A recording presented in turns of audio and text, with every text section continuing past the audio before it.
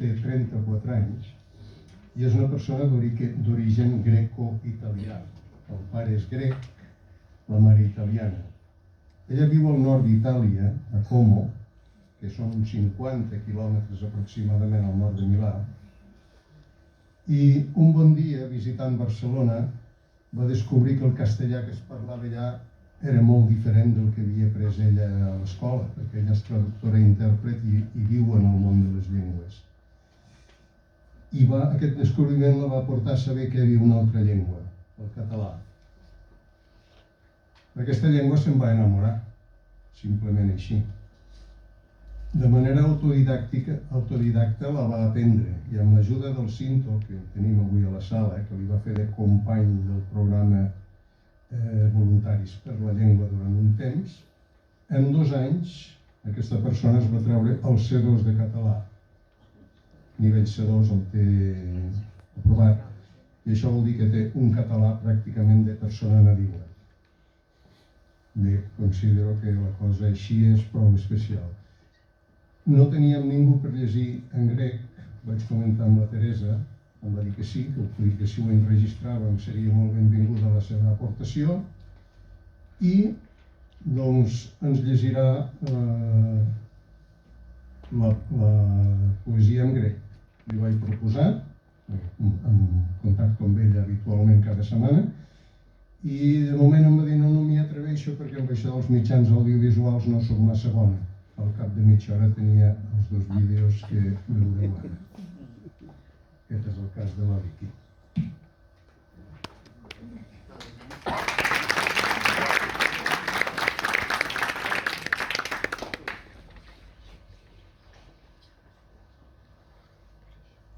Hola a tothom.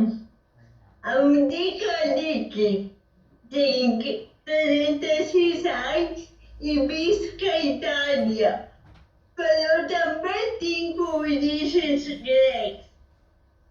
Faig de traductora audiovisual i professora de llengües. Tinc una passió especial pel català i sempre procuro difondre la llengua i cultura catalana. Les meves llengües maternes són l'italià i el grec.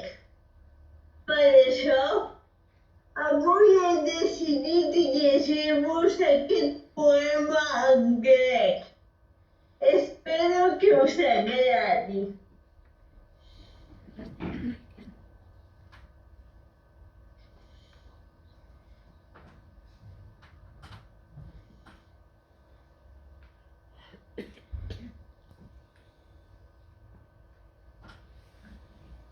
Viejos agapi, σαν μονομιάς να εξέτυπαν.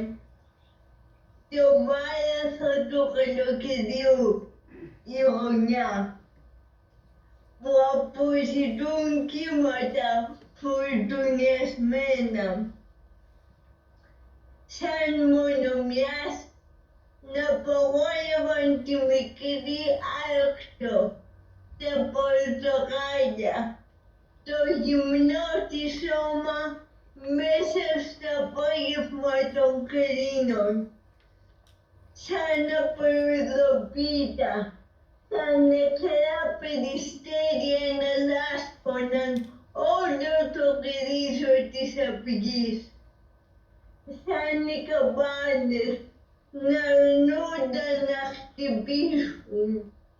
Σαν η βάρκα να μην ήθελε ποτέ ξανά να φύγει από τη νύχτα του όρμου. Σαν ο πύργος της Πίζας να κατέρεε τελικά ένα σώρουπο με φλάουτα. Σαν τα δάκρυα να μην μπορούσαν πια να μελώνουν το πρόσωπό σου.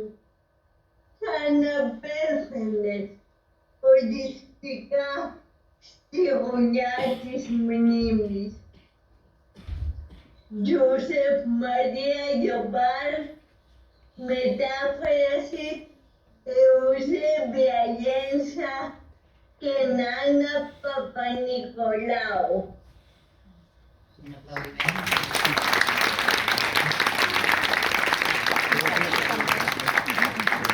És un gran honor que la nit que ens hagi llegit. Per primera vegada no havíem tingut mai cap lectura de grec, del poema del Dia Mundial de la Poesia.